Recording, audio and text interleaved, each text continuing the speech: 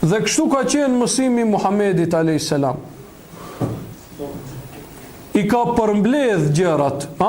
Islami është kjo: shahadeti, namazi, zeqati, agjerimi, haxhi. 5 rreshta, 5 fjali. Mirë po, pastaj ngërthen kjo shumë sende në vetvete.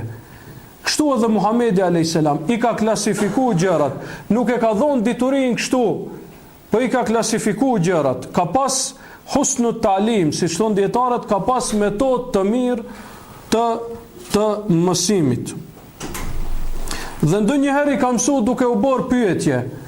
Për shembull ka thonë: e të drune me l-muflis, a e dini se kush është i falimentuar, i bankrotuar?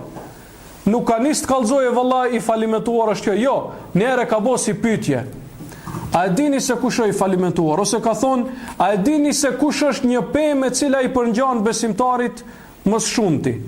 Ose ka vizatu, thot Abdullah ibn Mesudi, e bori një vit drejt. Nuk folën kur gjo pejgamberi alayhis salam, e ka bërë një vit drejt, ka vizatu.